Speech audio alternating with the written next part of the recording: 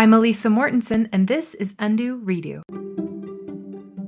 Let's take a look at all the things that happen in life that we would like to undo and have a chance to redo.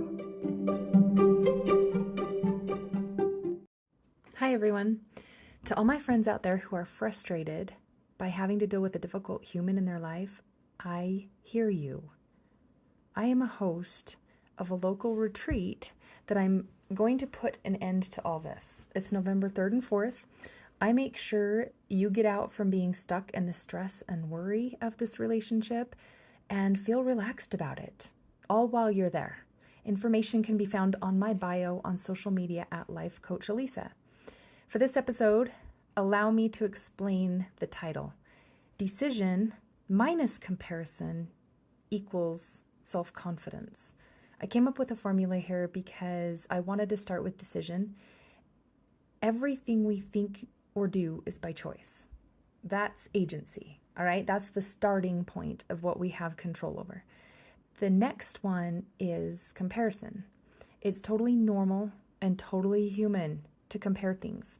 Our mind uses this to its advantage, and it offers us lots of suggestions as to what we can think of as this is bad, or this is good, or this is best if it's done this way. And it's to fit in all the situations that we come across. And it's very useful to us, but it can be hurtful in some ways. So many people seemed to have figured this out. And we think sometimes if we could just spend all our time watching and learning from them, then one day we can have it for ourselves. Like, oh, they have confidence, they have it figured out. I'll just spend all my time listening to them, and I will just make a plan after I know everything, and one day I can have it for myself. We're constantly in efforts looking outside of ourselves in order to fix ourselves because we want to feel confident. They seem confident, and we want that for ourselves. We think that by finding more information, more how-tos, more DIYs, then we can use all of that to make a plan. Then we can get the body we want, or get the money that we need, or find more knowledge and more know-how, because then we can use our time more effectively and efficiently, or get the house organized better, get the cleaning done and have it stay done. We think if we wait until we find all the right ways of doing all things, then we can acquire all this information and achieve the confidence of the plan to go about doing it. Now, confidence isn't an action. It's just not true. Confidence is a feeling. So our thoughts create our feelings. It's not something we're doing that creates our feelings. No one gets to give it to us. They can teach us how to do something. They can teach us like how to do art, or how to do a craft, or how to rearrange the things in our house, right? But we get to decide when we give ourselves the feeling of being confident. All right? And comparison will always be the killer of this confidence. Notice when you are measuring up against others around you. It's sneaky. It's that sneaky little thief of all of your confidence. Comparing automatically plants seeds that grow into self-doubt and like self-entrapment. I'll even call it entrapment because it'll keep you stuck. Just simply notice it. It's best to let that one go. Let comparison go. It'll keep you stuck. Simply notice it. And the discomfort of the jealousy or the coveting that it brings with it. Then just excuse yourself. Excuse yourself from joining it. Bow out. Do that until it loses its loud voice in your mind and it leaves your heart. Just keep ignoring it. Just keep saying, nope, I'm not going to join you. I'm not going with you this time, until it just loses its voice, all right? Look inside your mind for a minute. What are your thoughts about yourself? Ask yourself, what thoughts are standing in the way of you moving forward? What are my thoughts that create insecurity and self-doubt? If you don't have the confidence in a certain area of your life that you would like to have more confidence in, whether it's in a relationship, decision making, maybe it's your body image or how you'd like to be able to communicate or get organized, if you don't already have the confidence to do it, it's because your mind isn't finding the evidence it needs in order to have the confidence in it. Our brains, by design, look to the past to find this evidence. And if we haven't done it before and we've never had it, you can't find it. We look to what we've always done. We also look at what we've always been told about it. So maybe you've been told something and you believe something, and the people talking around you your whole life, that maybe it just seems out of reach for you and it's just not possible because of what we've been told. In that case, you need to be willing to admit you have a limiting or false belief around it. Gaining confidence is similar to gaining faith, like a leap of faith. It's doing something that you can't see or really feel yet. You're not really sure about it, but you know it's going to get you in a good way, and you do it anyway and find out on the other side that it builds you. You have to do the thing first in order to know after, and not just even once. You must repeat it until it becomes comfortable and believable for you. Confidence comes by adding up all the little pieces of evidence that you're giving it. It's like proving to yourself that it's possible for you to be confident enough to take the first step and then figure it out as you go.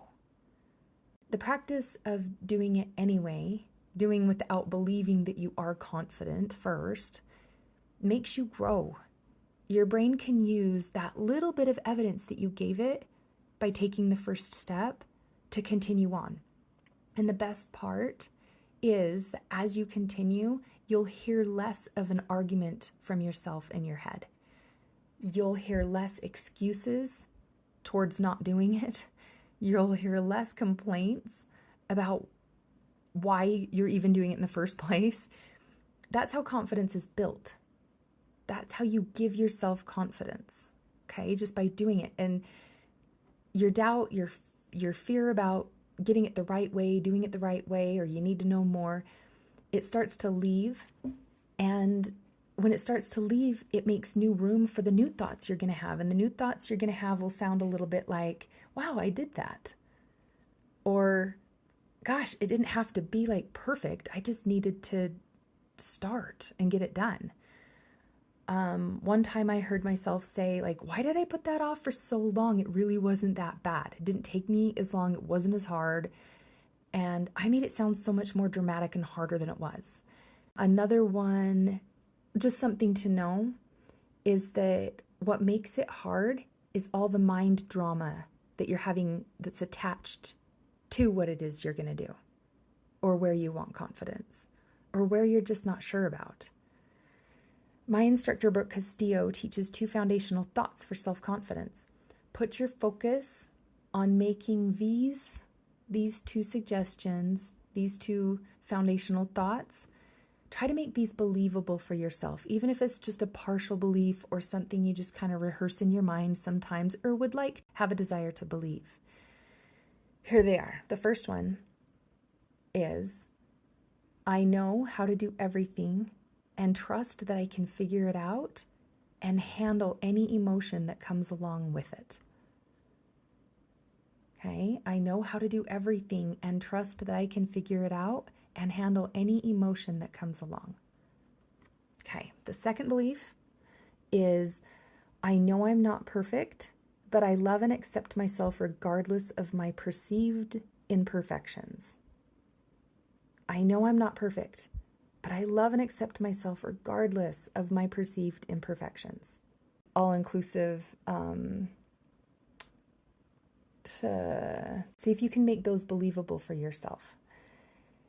If you gain confidence in something after you've done it anyways, then it just makes sense, and you have my permission to give yourself confidence beforehand.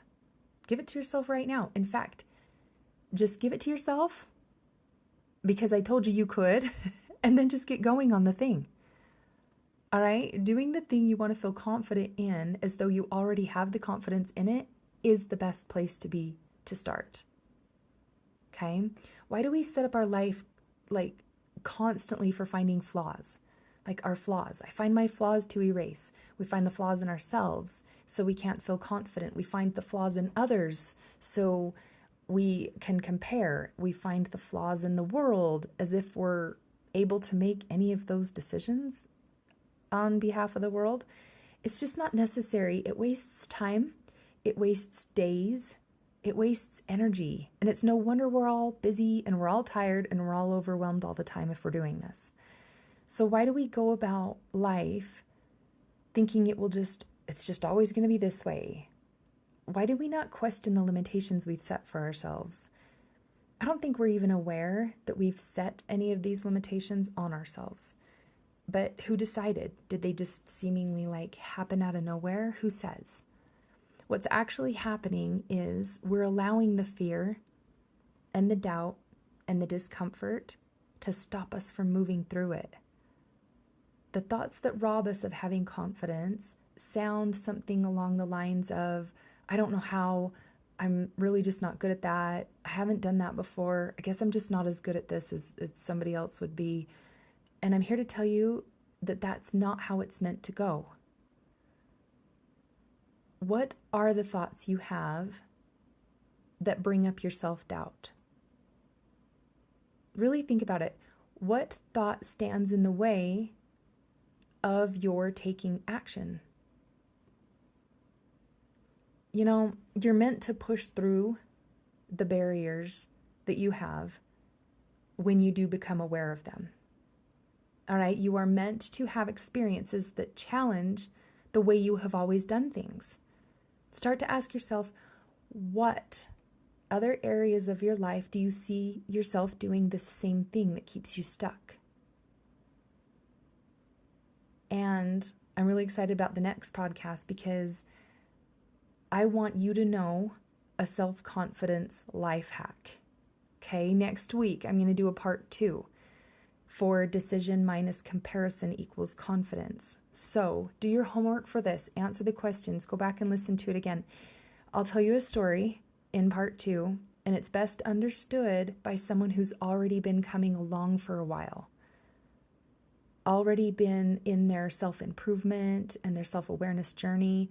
And the reason I say that beforehand is because in order to have this concept be an option for us, we must get past our own self-righteousness. And as a human, which we all are, this is a very tricky thing to ask of ourselves.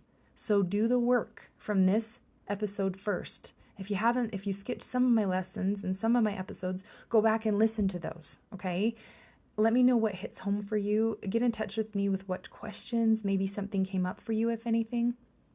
Definitely sign up for a time to chat with me for free, because you just simply have to try this coaching thing out for yourself to know how powerful it is to meet yourself at the corner of raw and honest, right? Invest time in what matters most, and that's your relationships. If you thought of anybody while listening to this podcast, share it with them, because that's how the heavens reach us. And I swear to you, bring the biggest problems you have. I promise I am up for it. All right? Talk to you next week. Bye.